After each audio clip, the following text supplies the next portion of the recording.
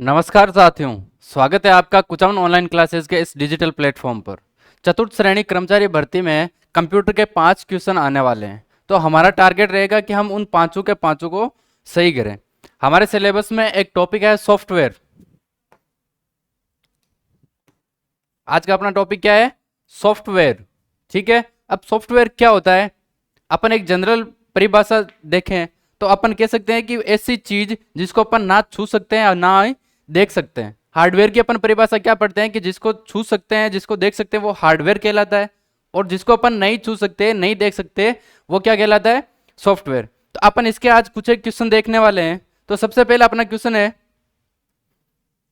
कि निम्नलिखित में से कौन सा सॉफ्टवेयर का प्रकार है जो कंप्यूटर में होने वाली आंतरिक क्रियाओं को नियंत्रित करता है एवं कंप्यूटर के सभी भागों के कार्यों पर नियंत्रण करता है। जो कंप्यूटर के आंतरिक अंदर जो भी चीजें होती है उनको कंट्रोल कौन करता है? बताइए। Shareware, public domain software, application software या ऑपरेटिंग सिस्टम। इनमें से जो कंप्यूटर के आंतरिक अंदर के जो कार्य होते हैं उनको कंट्रोल कौन करता है भाई? Operating system. कौन करता है? Operating system. अगला क्वेश्चन क्या है कि का उपयोग बहुत बड़ी फाइलों के लिए किया जाता है या जहां फास्ट रेस्पॉन्स टाइम महत्वपूर्ण नहीं होता है। प्रेषित होने वाली फाइलें एक अवधि में एकत्र की जाती है और फिर एक बैच के रूप में एक साथ भेजी जाती है। इनमें से कौन सी प्रोसेसिंग होती है जिसका उपयोग करके क्या किया जाता है? जो बड़ी फाइलें होती है उनको छोटे छोटे, जैसे मान लो कि मेरे पास एक बहुत बड़ी फाइल है, मेरे पास 1 TB की फाइल है, ठीक है। तो अब प्रोसेसर क्या करेगा? इसको छोटे छोटे बैच में कन्वर्ट कर देगा। क्या कर देगा? छोटे छोटे बैच में कन्वर्ट करके और उस फाइल को आगे भेजा जाता है, ठीक है। तो ये प्रोसेस कौन करता है? Batch processing, online processing, file processing या डेटा प्रोसेसिंग। तो इन छोटे छोटे बैच में कन्वर्ट करके और आगे भेजने का काम कौन करता है? बैच प्रोसेसिंग, ठीक है। अगला क्वेश्चन है, एक ऑपरेटिंग सिस्टम मल्टीटास्किंग कर सकता है, इसका अर्थ है क्या? एक ऑपरेटिंग सिस्टम है जो मल्टीटास्किंग कर सकता है। मल्टीटास्किंग का मतलब कि एक साथ बहुत सारे काम करना, ठीक है। जैसे मान लो मेरे को भी बोल दिया कि आपको एक कंप्यूटर पढ़ाना है, तो मेरे को ये एक टास्क दे दिया, लेकिन एक चीज यही बोल दी कि आपको कंप्यूटर भी पढ़ाना है, आपको मैथ भी पढ़ानी है, आपको साइंस भी पढ़ानी है। तो ये मेरे लिए क्या हो गया? मल्टीटास्क हो गया। तो कंप्यूटर मल्टीटास्किंग कर सकता है, इसका अर्थ है ऑपरेटिंग सिस्टम काम को कई सीपीयू के बीच विभाजित कर सकता है। बिल्कुल कर सकता है। बहुत से प्रोग्राम साथ साथ ऑपरेट किए जा सकते हैं। बिल्कुल किए जा सकते हैं। यूजर आसानी से दो कार्यों के मध्य स्विच कर सकता है। यह भी सही है। तो आपका आंसर क्या हो जाएगा? उपयुक्त सभी जो काम है वो कंप्यूटर कर सकता है, इसलिए उसको क्या बोलते हैं? मल्टीटास्किंग, ठीक है। अगला क्वेश्चन है, एंड्रॉयड मोबाइल ऑपरेटिंग सिस्टम को कब प्रस्तुत किया गया था? जो ऑपरेटिंग सिस्टम है पहले कंप्यूटर में आते थे, उसको इसमें एंड्रॉयड में आपके जो मोबाइल आता है उस एंड्रॉयड के अंदर कब लाया गया था? बताइए। 2007, 2009, 2010 या 2020 के अंदर। तो एंड्रॉयड ऑपरेटिंग सिस्टम कब लाया गया था? 2007 के अंदर। कब लाया गया था भाई? 2007 में। अगला क्वेश्चन है कि निम्नलिखित में से किस प्रकार के ऑपरेटिंग सिस्टम का प्रयोग प्राय उपग्रहों के संचालन में किया जाता है? जो सैटेलाइट वगैरह होती है उनका संचालन करने के लिए किस प्रकार के ऑपरेटिंग सिस्टम का यूज किया जाता है? Real time operating system. किसका किया जाता है? रियल टाइम ऑपरेटिंग सिस्टम, ठीक है।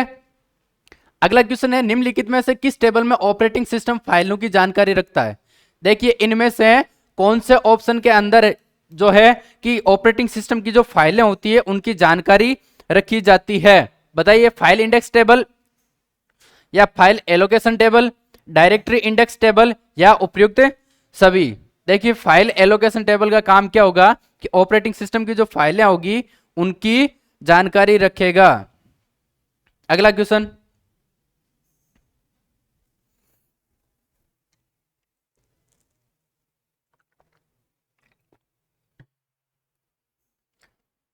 अगला क्वेश्चन क्या है कि निम्नलिखित में से किसको ऐसे साधन की संज्ञा दी जाती है जिसके द्वारा एक ऑपरेटिंग सिस्टम या कोई अन्य प्रोग्राम प्रयोगकर्ता को प्रभावित करता है? इनमें से किसको ऐसी संज्ञा दी जा सकती है जो यूजर को इफेक्ट करेगा? ठीक है। यूजर को इफेक्ट कैसे करेगा? मतलब कि जैसे मान लो एक कंप्यूटर मेरे सामने रखा हुआ है और मैं उसके सामने बैठा हूं, तो मैं क्या हूं? यूजर हूं। अब हम दोनों के बीच में जो कन्वर्सेशन होगी उसको अपन क्या बोलेंगे? इंटरफेस। उसको क्या बोलेंगे? Interface, interface.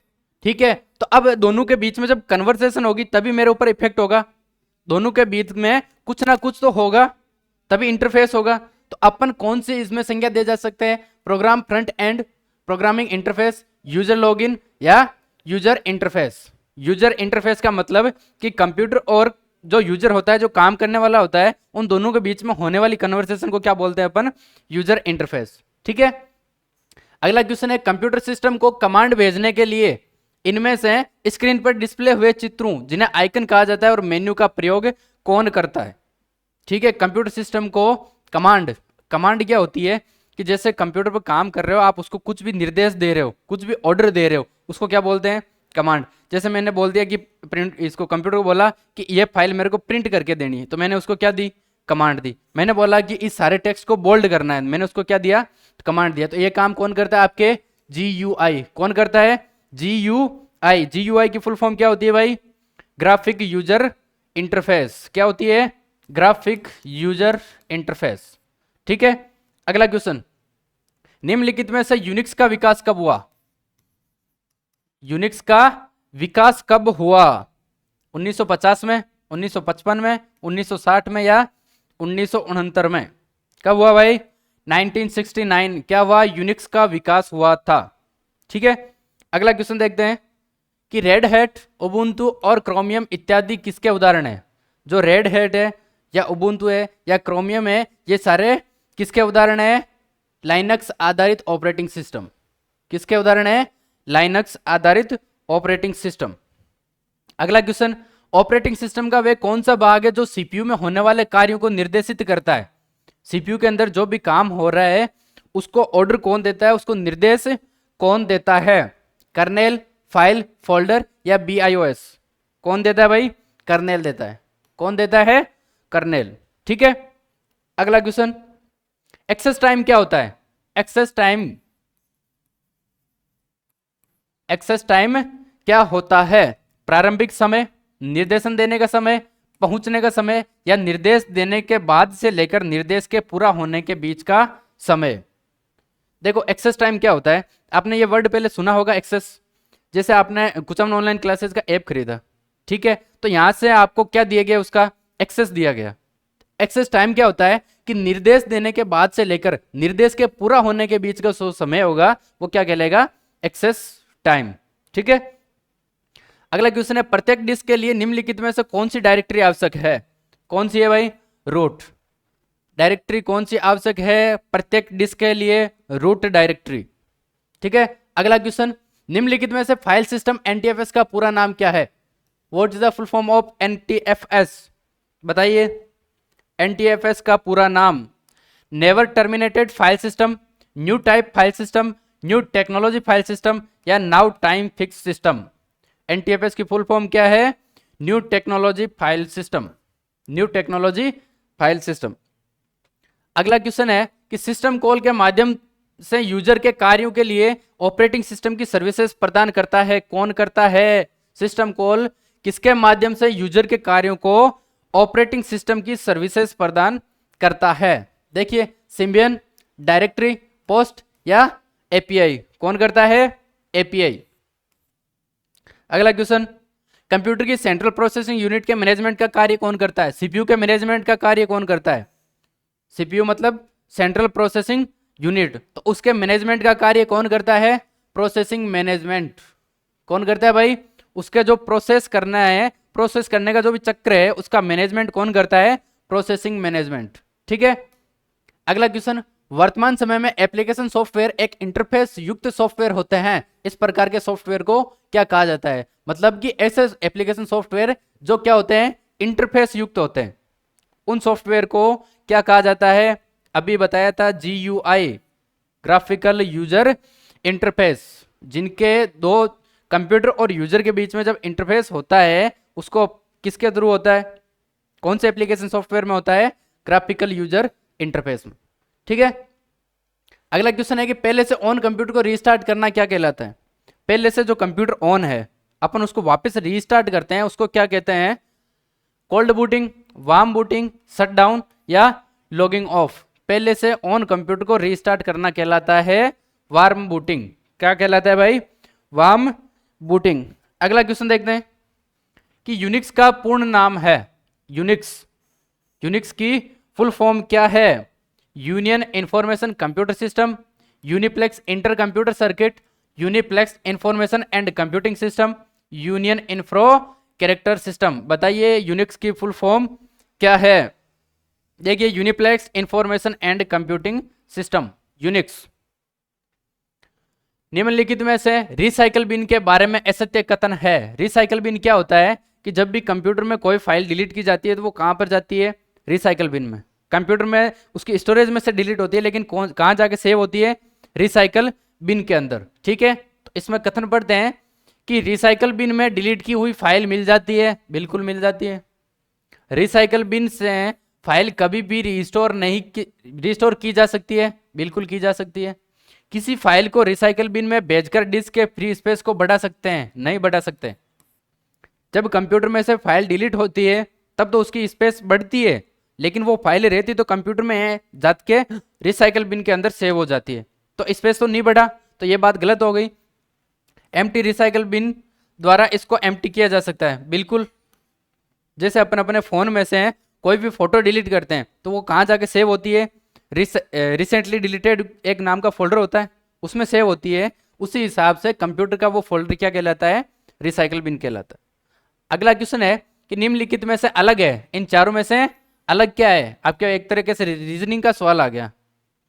देखो, स्लिप, रीस्टार्ट, पावर और shut down. Slip, restart, power और शट डाउन। बताइए इनमें से अलग क्या है?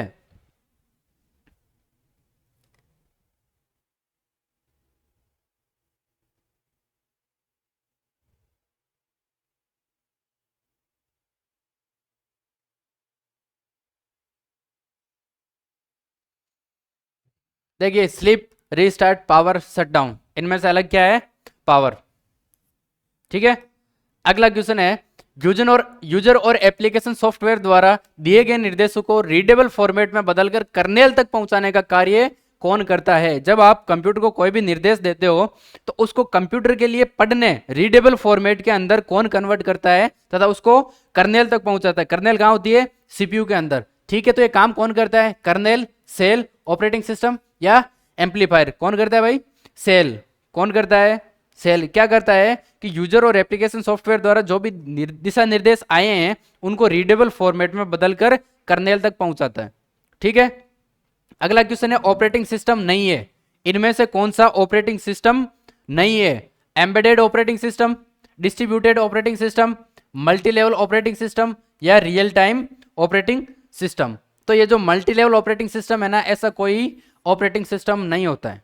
ठीक है, अगला क्वेश्चन है कि निम्नलिखित में से कौन सा प्रोग्राम कंप्यूटर की बूटिंग व जीयूआई लोड करने के बाद सबसे पहले रन करेगा? ठीक है, कंप्यूटर की बूटिंग या जीयूआई ग्राफिकल यूजर इंटरफेस के ओपन होने के बाद सबसे पहले रन क्या करेगा? उसका ऑथेंटिकेशन होगा। सबसे पहले क्या होगा? उसका ऑथेंटिकेशन होगा। जैसे आप कंप्यूटर चालू करते हो तो वो थोड़ी देर चक्कर घूमता है ना, वो उसका क्या करता है? ऑथेंटिकेशन करता है। वो उसकी चेकिंग करता है कि इसमें कोई वायरस वगैरह तो नहीं है। ठीक है, जो आके इस कंप्यूटर को ऑन कर रहा है वो इसका मालिक ही है, वो इसका यूजर ही है, इसकी ऑथेंटिकेशन करता है। ठीक है, अगला क्वेश्चन क्या है कि स्टोरेज डिवाइस पर स्थित मेन फोल्डर को क्या कहा जाता है? स्टोरेज डिवाइस पर स्थित जो मेन फोल्डर्स होते हैं उनको क्या कहते हैं? Root directory. क्या बोलते हैं उनको? Root directory. स्टोरेज डिवाइस जैसे मान लो आप कंप्यूटर खोलोगे तो आपको एक ऐसे मिलेगा CDE, ये क्या होता है? Storage device. इसके ऊपर जो मेन फोल्डर होते हैं उनको क्या बोलते हैं अपन? Root directory. ठीक है, अगला क्वेश्चन, सॉफ्टवेयर का प्राथमिक उद्देश्य डेटा को किसमें परिवर्तित करना है? सॉफ्टवेयर का प्राथमिक उद्देश्य अपन जो भी डेटा भेजते हैं उसको किस में कन्वर्ट करता है? वो वेबसाइट में, इंफॉर्मेशन में, प्रोग्राम में या ऑब्जेक्ट में? किस में करता है? इंफॉर्मेशन में। किस में करता है भाई? इंफॉर्मेशन में। देखो आपको एक छोटा सा डायग्राम बताता हूं। सबसे पहले यहां पर होता है आपका इनपुट डिवाइस, यहां पे आपका आ गया सीपीयू और आउटपुट डिवाइस। इनपुट डिवाइस क्या करेगा? इस सीपीयू को डेटा भेजेगा। क्या भेजेगा? डेटा। और सीपीयू इसको क्या करेगा? इंफॉर्मेशन भेजेगा। इसको क्या भेजेगा? इंफॉर्मेशन। ठीक है, तो इनपुट डिवाइस के थ्रू जो अपन यूजर होते हैं, क्या भेजा अपन ने, इसको डेटा भेजा, सीपीयू ने इसको क्या किया, प्रोसेस किया, इसलिए इसको क्या बोलते हैं अपन, प्रोसेसर भी बोलते हैं। सीपीयू को क्या बोलते हैं, दूसरा नाम प्रोसेसर। ठीक है, तो इसने प्रोसेस करके और आउटपुट को, जो आउटपुट डिवाइसेस होते हैं उसके थ्रू अपन को रिजल्ट में क्या भेजिए, इंफॉर्मेशन भेजिए। ठीक है, तो यहां पर जो प्रोसेस हो रही है उसका एक नाम दिया हुआ है, क्या है भाई बताओ। यहां पर जो प्रोसेस हो रही है उसको अपन क्या बोलते हैं, एनकोडिंग। और यहां पर जो प्रोसेस हो रही है उसको क्या बोलते हैं, डिकोडिंग। ठीक है, अगला क्वेश्चन क्या है, जिससे कंप्यूटर का एक से अधिक टास्क परफॉर्म कर सकता है उस सेट ऑफ इंस्ट्रक्शन के लिए निम्नलिखित में से कौन सा पद उपयुक्त है, बताइए। हार्डवेयर, सॉफ्टवेयर, ह्यूमनवेयर या फर्मवेयर, कौन सा है भाई, सॉफ्टवेयर।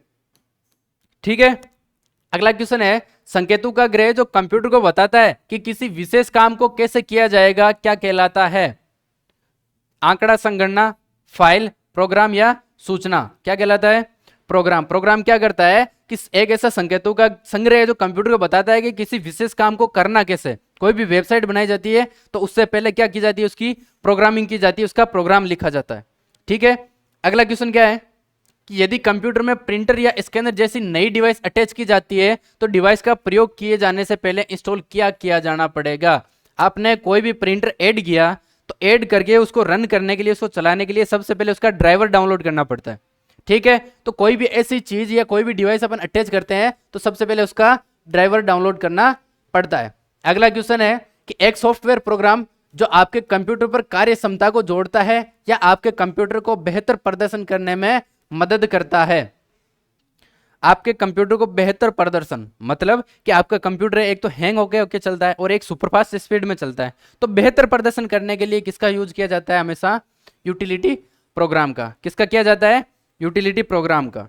तो अपने सॉफ्टवेयर के ये 30 क्वेश्चन थे, आशा करता हूं सभी के समझ में आए होंगे। अब इससे आगे जो भी अपने सिलेबस के 5-6 टॉपिक हैं अपन सबके अलग अलग क्वेश्चन लेके आएंगे। अभी एक बार 30-30 या 50-50 क्वेश्चन लेके आएंगे, उसके बाद अलग से सबकी एक साथ टेस्ट सीरीज, सबके मॉडल पेपर लेके आएंगे। तो इस क्लास को आप शेयर करना और अपना प्यार ऐसे बनाए रखना। धन्यवाद।